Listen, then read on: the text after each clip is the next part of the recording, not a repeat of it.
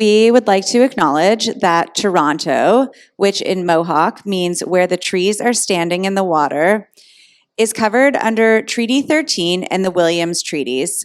It is the traditional territories of many First Peoples, including the Mississaugas of the Credit, the Anishinaabe, the Chippewa, the Haudenosaunee, and the Wendat peoples. As we gather here today, these nations continue to experience ongoing colonization and displacement, where land acknowledgements are offered in place of land itself. This territory is part of the Dish with One Spoon Wampum, a treaty made between the Anishinaabe, Mississaugas, and Haudenosaunee, where nations entered into an agreement to protect the land and responsibly care for its resources in harmony together. As settlers, newcomers, refugees, and Indigenous peoples, we have all been invited into this treaty in the spirit of peace, friendship, and respect.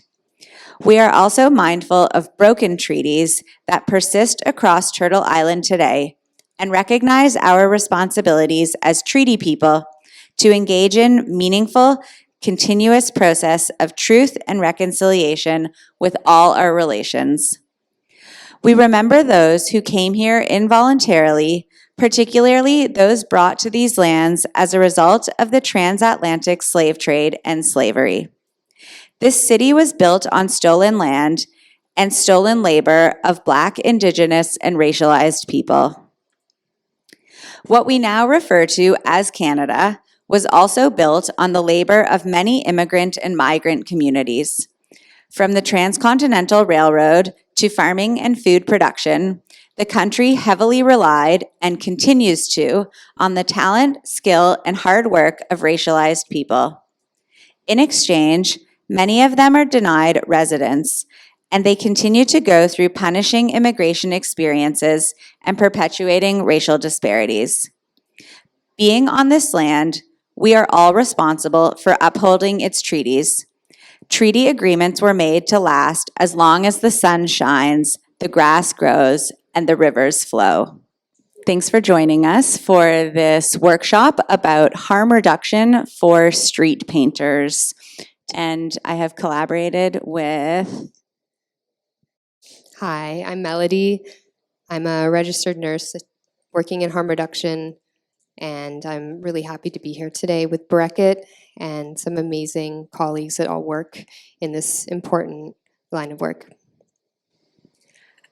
As a muralist, I'm often working on the street, and through my experiences, it's become clear that I do not have the knowledge that I would like to have around harm reduction and how best to support people who use drugs in my community, as well as to ensure that I am staying safe and that everybody else on my worksite is staying safe. And this workshop originated from that realization. Through my collaboration with Melody, we've brought together a group of panelists who are all harm reduction experts, and they're going to share presentations which will introduce you to some fundamentals of harm reduction that will help support all of us to be more compassionate community members and to ensure that as many people as possible are treated with humanity and are safe to live the best lives that they can in this moment with what they have and what's available.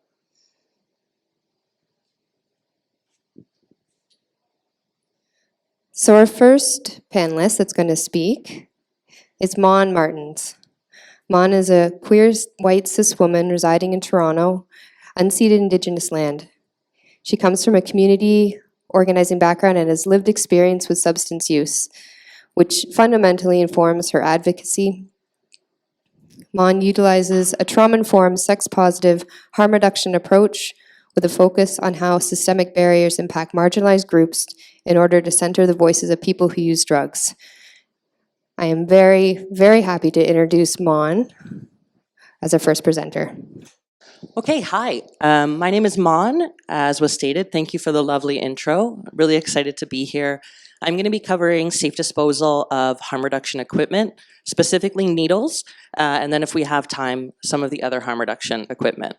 As was said, I've been working in harm reduction officially for like 6 or 7 years now.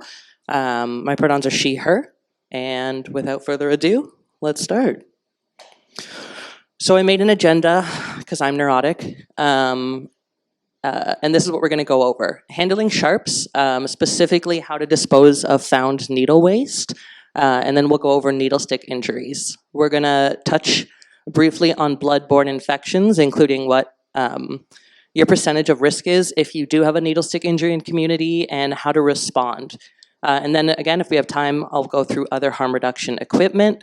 Much of this will be on the handouts that are attached. So if you miss something, you'll be able to review it. All right? So first, ideally before you are going out into community to do your artwork, we have equipment that we use for safe disposal. So first and foremost, you want to get a pair of tongs. I label mine sharp so I don't use them for like salad or anything. They should be only for biohazardous waste.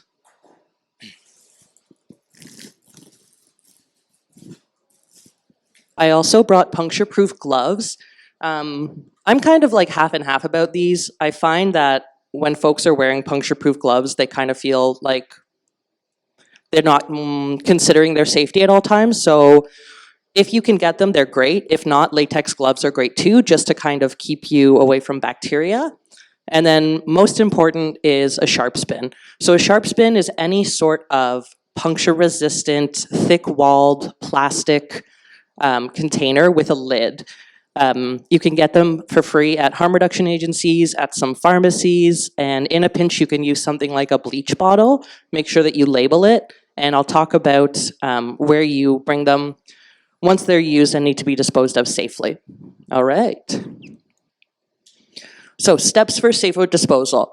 As I said, when you enter into your workspace, whether that is an alley or somewhere you're doing a mural, it's important to look around and make sure that there's not glass or other things that could potentially harm you.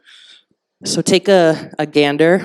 I like to wear thick-soled shoes. Obviously, I guess that depends on your fashion sense, but just to make sure that you don't puncture the soles of your feet. Put on puncture-resistant gloves if you have them, or latex gloves for splash or for dirt or for bacteria. Bring your sharps container to the needle. So this is important. We want to bring the sharps container to perhaps the ground or a flat surface, and we don't want to bring the needle to the sharp spin because then there's a chance that you could give someone a needle stick. Let's say that my friend Melody was doing outreach with me and brought me the sharp spin. It's very easy for me to accidentally drop the sharp spin and potentially cause an unnecessary needle stick injury. So bring the sharp spin to the needle that you're trying to pick up. Pick the needle up by the middle of the barrel. I have some needles and some pipes that I will hand around so people can get a feel for them and practice with the tongs. And you want to put it into the sharp spin, the pointy end first. Drop the needles in the sharps container, sharp end first, close that lid properly, remove your gloves to avoid contamination, dispose of them correctly, and then follow with hand hygiene. Pretty common sense sort of stuff. Some points I want to make. Never ever bend or cap found needles. Sometimes people think it's safer to like put the lid on and crack the needle. There's no need for that. The sharp spin is puncture proof. Do not reach into used sharp containers. And a sharps container, when it's 75% full, that's when it's full. So don't overstuff it. When it's 3/4 full, that's when it's full. And then you can return it to a pharmacy or a harm reduction organization. I also put the number for the Works, which is the city's harm reduction program. They also collect used sharp spins or full sharp spins for y'all. Now for the sexy stuff. What is a needle stick injury? As the name suggests, it's when a found needle punctures someplace on your body. What we're most concerned about, apart from that a needle is sharp and it hurts, is the transmission of blood-borne infections, so HIV and the hepatitis, which I'll touch on in a bit. Today, we're focusing on injuries from discarded needles in the community. Most of the research and the stats are from needle stick injuries that occur in hospitals or safe injection sites. So obviously, as someone who is not working in that space but creating art in community, the instance of needle stick is not going to be as high, but it's still important because there is a transmission risk. Despite media over-exaggeration and needle stick injuries in the news. This is from HealthLink BC. Most of the time, a person on whom the needle was used does not have hepatitis, HIV, or another infection that can be spread that way. So keep that in mind. We'll go over some stats in a bit. Okay, BBIs. So HIV is a virus that affects the immune system. It can lead to AIDS. It's transmitted through bodily fluids. So blood, semen, rectal or vaginal fluid. We're mostly concerned about blood today. Now there are medications that you can get, PEP or PrEP, that can reduce your viral load to undetectable. Hep C and Hep B cause inflammation of the liver. Depending on your age, you might have gotten a vaccination for Hep B. There's no vaccination for Hep C, unfortunately, although there is treatment, and most people can clear the virus. If the needle does contain blood with a BBI, your transmission risk level via needle stick depends on a couple things. So, how much infected blood you're exposed to, how much of the virus is actually in that person's blood, aka in the needle, your vaccination status, and the time it takes for you to get the appropriate health care. There's a range of time that is most effective, I guess. Okay, stats. The Ontario Hospital Association estimates that after injury in workplace situations from a needle contaminated with hepatitis B, there's a 6 to 30% chance that an exposed person will be infected. That range is wide because of vaccination. For HIV, there's about a 0.3% chance that you will contract HIV from a needle stick injury containing blood with HIV, and there's a 1.8 chance of infection for hepatitis. There's a little chart there for the visual-minded of us. As you can see, the transmission risk is negligible, but obviously we would like to avoid getting a bloodborne infection. Okay, if you don't listen to anything else in this presentation, this is the most important part. What to do if you suffer a needle stick injury. So you're walking around, you put down your spray paint and accidentally get stuck by an uncapped needle. First, you should remove all contaminated clothes. So if you get stuck in the foot, take off your shoe, take off your sock. Contrary to like most first aid stuff, you should let it bleed for about 30 to 60 seconds and not actually stop that bleeding until that point. Don't apply pressure. After the 30 to 60 seconds, you can wash with soap or an antiseptic if you have it. If you can obtain the needle in question or you know the person who used it, it might save you a bit of trouble down the line in terms of testing, because then you can ask the person their status or you can test the blood in the needle. If that's not possible, seek medical help to obtain antiviral prophylactic treatments for HIV within 72 hours. So that's like the sweet spot, between 2 and 72 hours. After 72, it's not as effective. And plan to get tested for Hep C at 3 and 6 months post-exposure. In the interim, it's important to refrain from having unprotected sex, from sharing needles or other works, from donating blood, and then obtaining an HIV test after the window period, which is about 3 months for most folks. And again, as I said, Hep C at 3 and 6, and that's if you didn't get antiviral treatment at the hospital, PEP. Okay. So I'll just finish quickly by talking about other harm reduction equipment. There are lots of equipment that people use to use drugs. Needles are not the be-all, end-all, and other equipment can also be a biohazard. Please excuse my very blurry screenshot here. Again, like I said, this slide will be available for you, so I'm not going to read the whole thing out, but I'll just go over some of the equipment. So needles we covered, they're biohazardous. Sterile water is used to make a substance water soluble, which is then often heated and brought to a syringe. That's the sterile water that we use. Vitamin C is used as an acidifier to make certain drugs water soluble. The little cooker under there, the spoon, is like, you know, in movies you see someone using like a kitchen spoon. These are the single-use spoons that harm reduction agencies hand out. It's much better than your kitchen spoon, and then your mom doesn't wonder why your spoons are all sooty. There's filters which are put on the edge of the needle in order to reduce the chance of bacteria entering into that needle. That can be a biohazard. Tourniquets are the ties, and they are not biohazardous unless they have blood splatter on them. Alcohol swabs are used ideally to clean the hands in before injection, although some folks use them post-injection. So if there's blood, it's a biohazard. The wrappers usually aren't.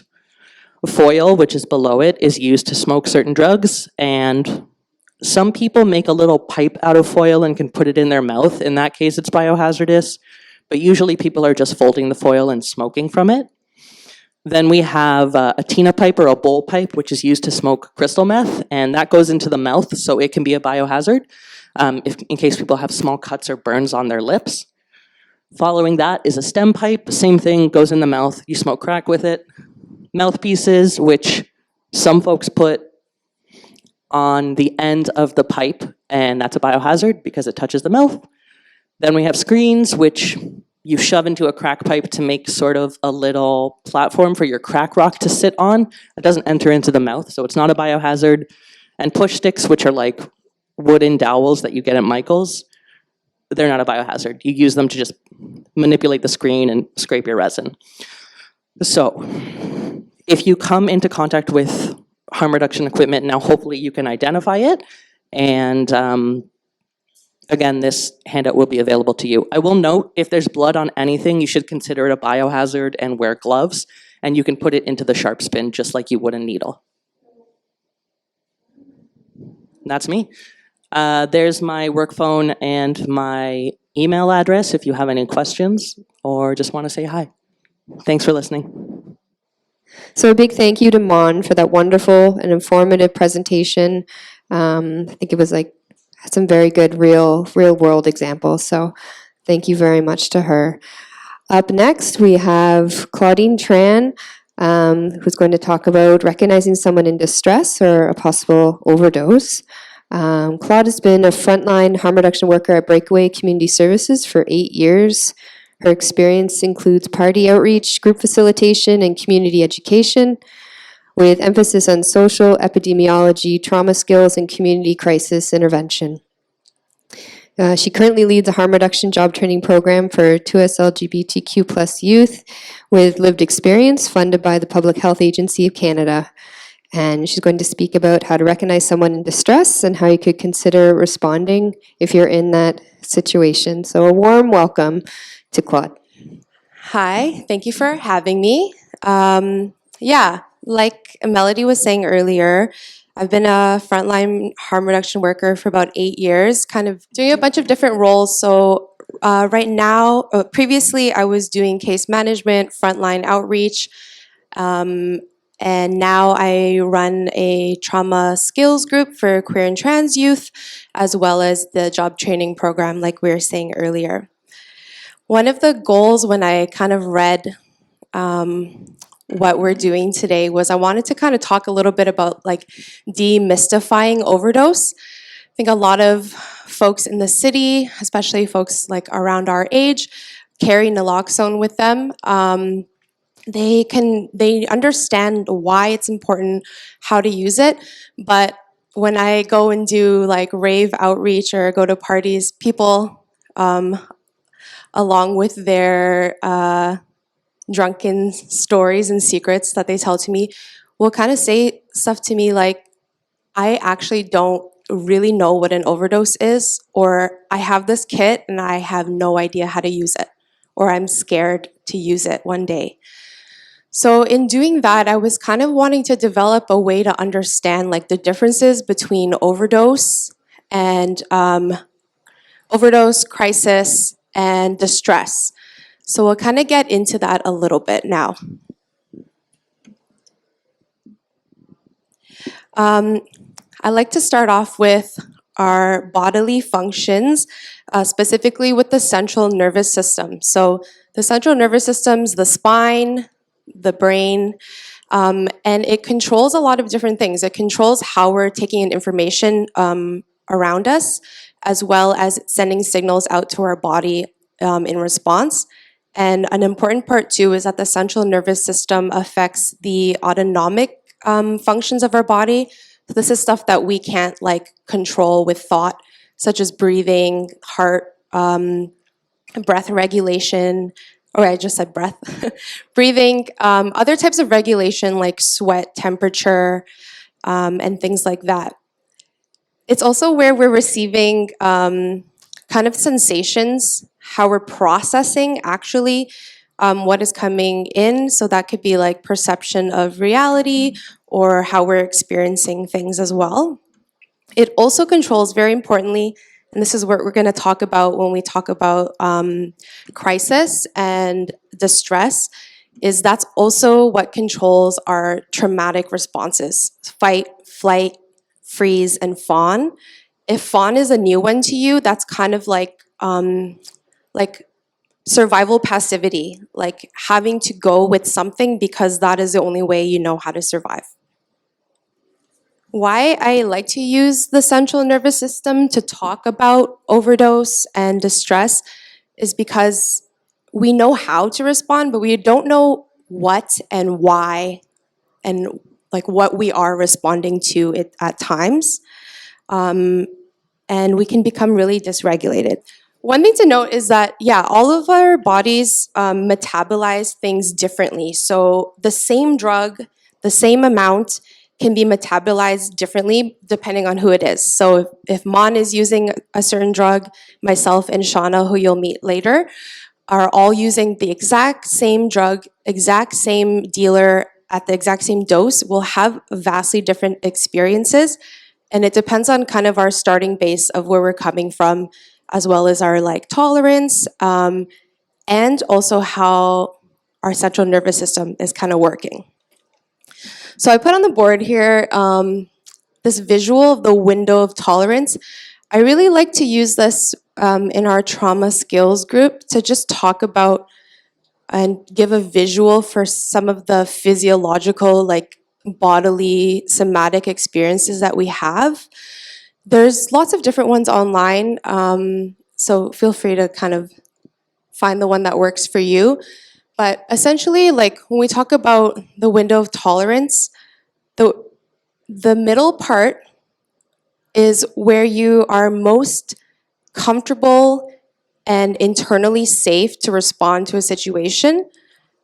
And then, as you can see, we get into hyperarousal. So think of that as the speeding up of the central nervous system. So yes, drugs affect the central nervous system, but we could also go into a hyperarousal state without the presence of drugs either. And it's speeding up all of those functions that we were talking about earlier. So the breath, how we're processing, the need to respond. This is where you might also see like the fight and the flight. And then in the other realm, in the hypoarousal, when we talk about going down, so think of this as like a shutdown. This is where we may see a lot of dissociation, a slower response. So again, drugs can facilitate this, but also like the situations around you can also facilitate this as well. So think about a slow central nervous system. You're processing things a bit slower.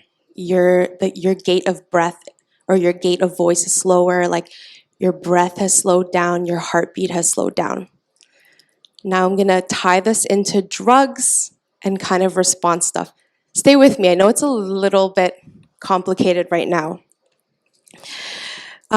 Specifically with opioid overdose, the opioids are part of a central nervous system depressant.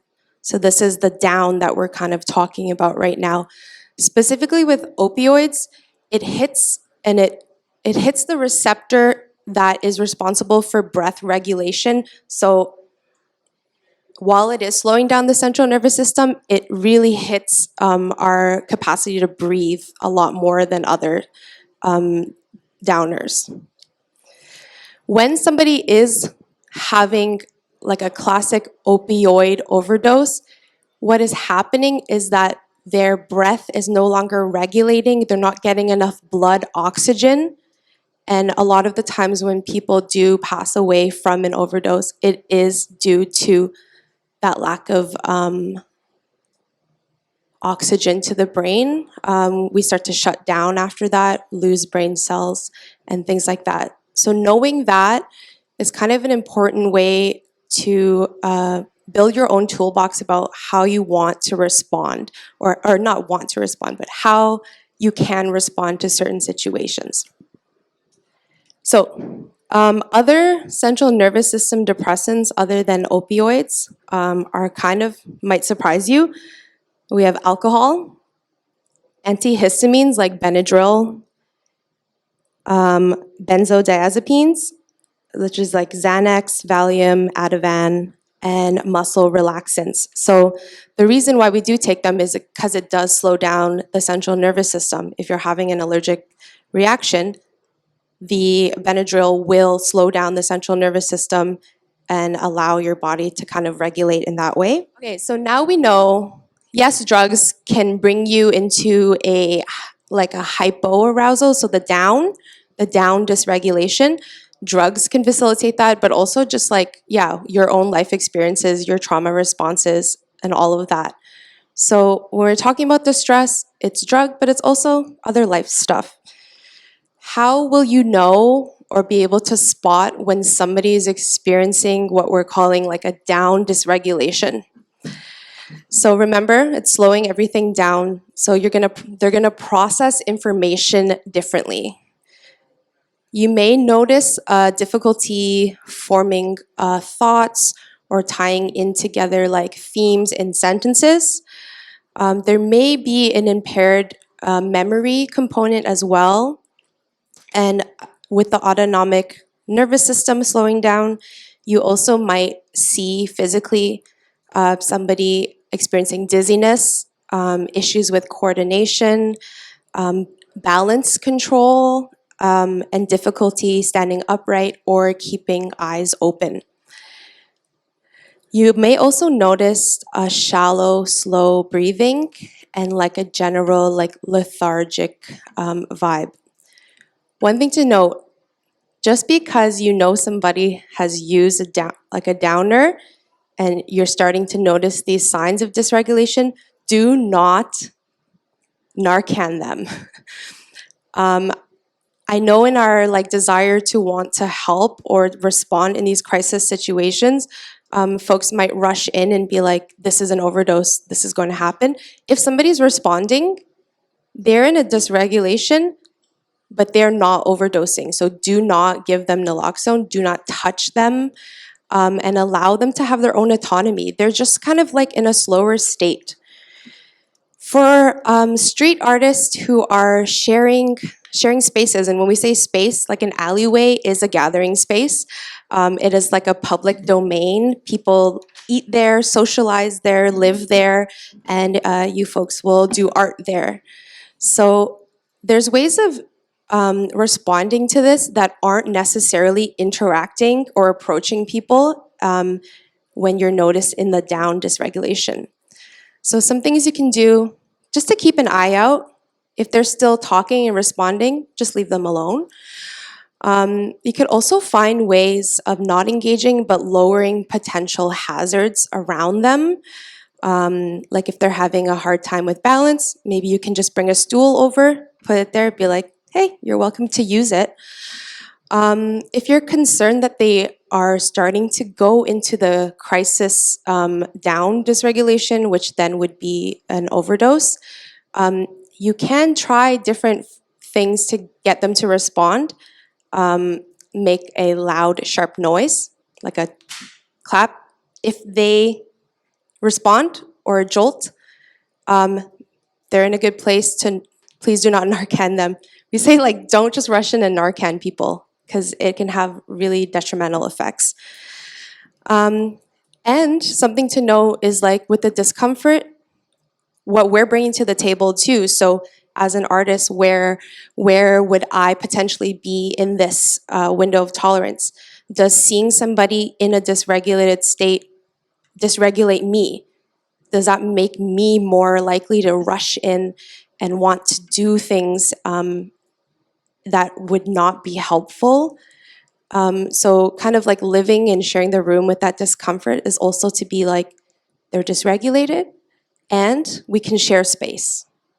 I don't have to respond and get involved.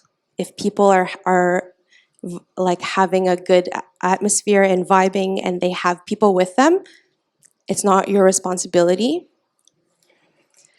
If you do end up having to interact with folks who are in a down dysregulation but are not overdosing, here are some things that you can do.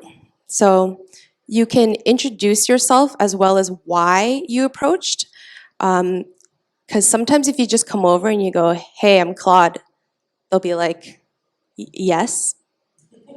And it can be a little bit like institutional, like cop-like. So just tell them why you're coming over. Hey, I'm Claude. I'm painting the mural here, so we're gonna share space. Just wanted to introduce myself. You can slow down the cadence of your voice, or like the tone, or just you can slow your speech down so that it gives folks a chance to process what you're saying. And this is my pet peeve. You can do that without infantilizing or talking to someone like a child. Just, hey, I am just over there, and if you need anything, you can come to me. Instead of, are you okay? Do you need anything? Because that could also be really, really triggering for folks as well to be talked in that way. If you do need to ask questions, you can do a simple yes, no, or a this or that option. So, is it okay that I stand here? Yes, no. Do you prefer I stand here or there? A yes, no. Instead of asking really complex questions that may just kind of escalate the situation. You could also ask folks like, hey, can I come back and check on you? It's very, very simple and straightforward in that way. Another note is to speak in fact, not in hunches. So while we may have good intentions and want to go over to someone, going over to someone and saying, hey, I think you're having an overdose is not necessarily the right call or the best practice. You can kind of go over and be like, hey, I noticed like you almost fell over, just wanted to check in on you. And speaking the fact rather than the hunch also can take out that morality to it as well and just build like a natural relationship with the person. Again, do not ever touch anyone if they are in a down dysregulation state. Don't just rush in and start shaking and trying to get them to respond. Always try your voice first. Try the sounds first. And if you have to touch someone, if they're unresponsive, to start that process of responding to an overdose, just talk it out loud as you're doing it. It will be helpful for both you and the person who is not necessarily able to give consent, but can possibly still hear you. So, hey, I'm going to just grab your shoulder. I'm just going to move you. I'm just going to check your breath. Okay, you're not responding. I'm going to give you naloxone and put you in the recovery position. That is like very calming for ourselves as responders, but also for the person who wasn't able to give consent. Also, another thing, don't talk too much at them. So if they are responding, but they're in a very down, dysregulated place, and they do allow you to sit with them, don't talk at them or talk to them. Just let them enjoy their peace while checking in with them. Just think about when you're in a place of like if you're really tired or low energy and somebody's asking a lot of energy from you, it can be really like dysregulating, but also just not feel really good. So that was the down. Next, and we're seeing a lot more conversations about these lately, especially because the prevalence of stimulant use uppers has gone up in the city. There's so many complicated reasons why, which I don't have time for, but if you email me, I will. I have to time myself so I don't get too into it. So with the up, when we talk about signs of up dysregulation, so getting to this hyperarousal, this fight or flight, think about the central nervous system as well, amping up, so your heart rate is faster, you're processing things really, really at a hyper rate. Here, that can happen with or without drugs. If there is drugs involved that brought to that up dysregulation, it would probably be coffee. That's a daily stimulant for myself. Coffee, nicotine, ephedrine, such as asthma and congestion medication.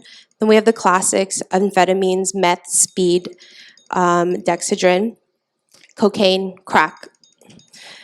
So how to tell when somebody is in an up dysregulation place is they may be processing information really fast and will miss on subtleties in conversation and things like that.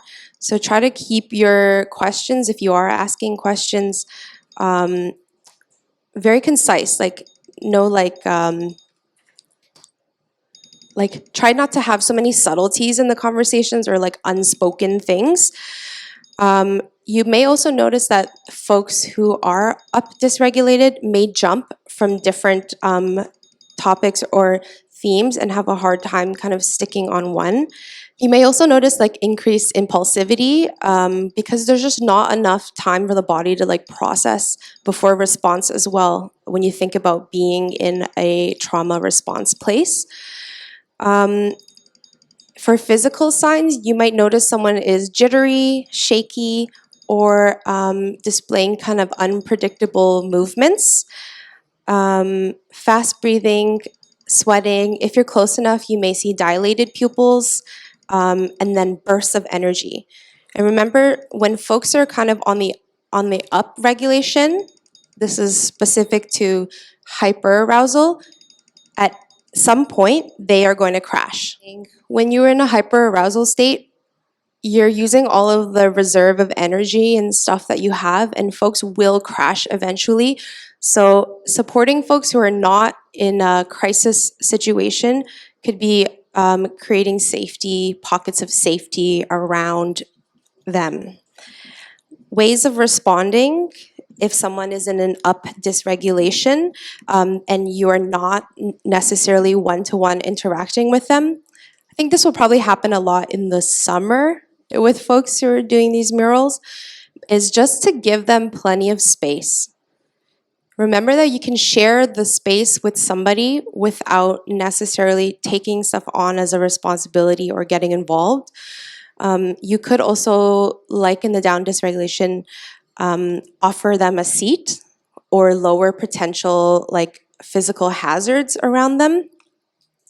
Or don't offer them a seat if you're not engaging with them, but have it kind of there. Another really important part is to lower the sensory inputs. If you see someone is kind of escalating, if you're indoors, what might be helpful is turning off the big light, I call it. But if you're in an outdoor environment and you can't necessarily change those factors, what you could do is change the group that you're kind of in working the mural. So if you're playing music, you can turn that down.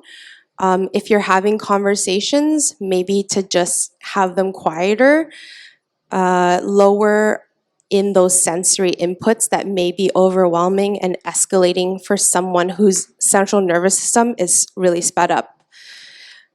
Another really important thing is don't talk while looking at them. Don't stare at them, and just try to give them their own space and autonomy in an outdoor place. Not everyone has the ability to have privacy indoors. Like that is someone's possible home. So if they're kind of in an escalated place and sense that you're judging, staring, that information is processing a lot faster, and the impulse control is like different. But it can also really fuel a lot of like maybe negative thoughts that folks are having, that you're judging them, that you're going to harm them, and things like that. If you're concerned that they're getting to that place of overamping, and overamping, I can't talk about it today, but it's like the crisis. It's the crisis version of the hyperarousal. Is maybe that's a time where you and your team take an early lunch break and get out of that situation to try and let that come down. Try not to do anything unpredictable. And another thing, don't walk behind folks. That's really important for a lot of reasons. But essentially, when people can get into a hyperarousal situation, they may be more fearful and paranoid, and not knowing what is behind them can be super, super escalating. So if you are interacting with folks who are in a hyperarousal place, you can kind of let them know why you're sharing the same space as them. Hey, I don't want to like interfere with what's happening. I'm just going to paint over here. Kind of giving that information can help dissipate some of the paranoia or like fear feelings. Remain neutral about conversations. So if somebody is talking with you, try not to challenge what they're saying, but also don't necessarily validate what they're saying either, right? So some folks might say some pretty rough things to you, like I've been called a bitch a bunch of times. But if you're like, somebody is hyper aroused and you're trying to convince them why you're not a bitch, that's not going to help the situation. So sometimes you have to take yourself out of that place, especially if you yourself are getting up there as well.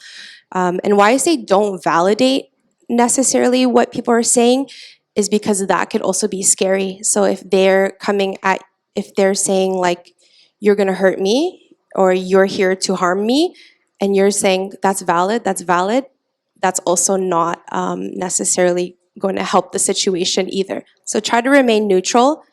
Don't disagree, but don't agree. Another thing is don't ask. I know that people with hearts of gold, want to learn about people, especially if they're sharing that an alleyway with them for a while, to get to know them. Don't ask too many personal or prompting or deep questions when people are in a hyper-aroused state, because also you don't know what you're opening for them, and if by sharing those conversations, they're opening traumatic experiences or memories that they have, and then you get to leave at the end of the day, but they have to live in their trauma response. So try to not get too personal. And another really helpful thing is to offer them a spot with their back to the wall. The reason why this is could be really helpful for some folks is because it creates predictability. So if my back is on the wall, I know no one's going to come up behind me and hurt me. Offering them a spot where back against the wall, where there's a clear visual path of an exit, is really, really nice and can create a lot of comfort and safety for folks to know if I have to run, I know where I can run. And so while you're also working with folks in the alley, try not to block that visual exit path as well. So we're going to talk, like Shauna's going to talk more about crisis interventions, but I wanted to give that foundational piece about people's different responses with or without drugs, and also remind us that, we're also a part of this, we're a part of this interaction as well, like where we are at in our dysregulation or our regulation can really make or break a situation. So it's okay to be like, I am not in a good place to respond to this. Notice the signs that you're escalating and not be the one to respond to that. Overview of everything. You can share the room with folks. It is a community space. Notice what you're experiencing. Try and notice where folks are at in their regulation. And remember that you are artists. You're not social workers. You don't have to be responsible for these things. And if you do respond, respond in a loving way and have boundaries. Thank you, Claude. Shauna is going to provide you with de-escalation techniques that can allow you to prevent the escalation of conflicts in your personal and professional lives. We're going to talk about some de-escalation strategies. Remember to always maintain control of yourself. Stay calm, stay centered, and remember not to take things personally. Some strategies about your physical stance and your physical environment. Remember to keep extra distance between you and the other person. Never turn your back for any reason. Be mindful of where the exits are in the space and ensure that there's always an unobstructed path to the exits for both you and the other person. Be mindful of your body language. You should never touch the other person. Try not to point at them or to shake your finger at them. Keep your hands out of your pockets and visible at all times. Avoid excessive and direct eye contact. Now we'll talk about some strategies for de-escalation discussions. Remember to always listen and don't interrupt. Allow the other person to speak until they're finished. Do not tell the person to calm down. Though they may be agitated, telling them to calm down will always exacerbate the situation. Validate their feelings whenever possible. It's important to empathize with their feelings, but you don't need to empathize with their behaviors. How they're feeling is true, but that doesn't mean that their behavior is okay.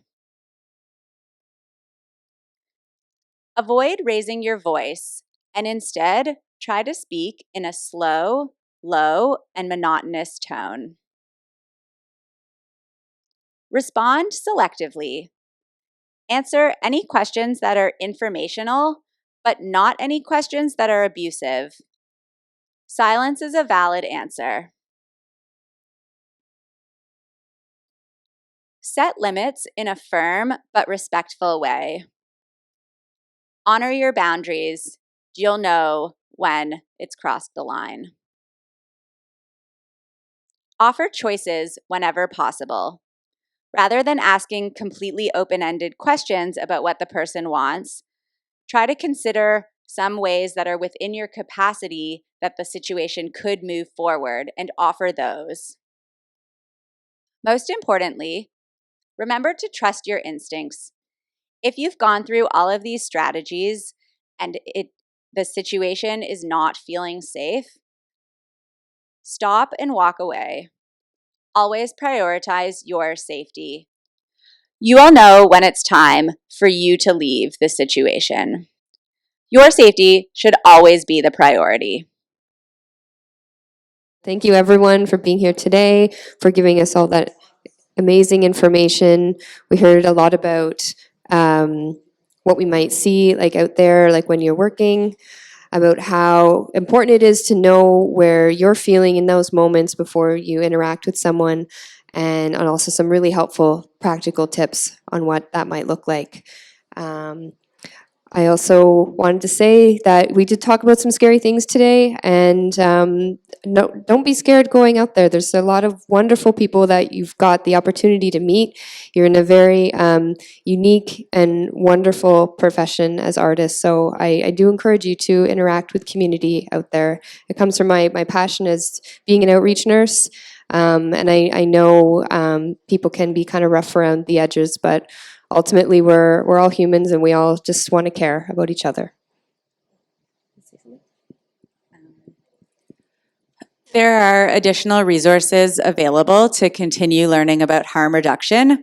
If you follow the link below the video, it will take you to a Google document that has handouts created by our presenters, as well as additional places to continue your learning journey.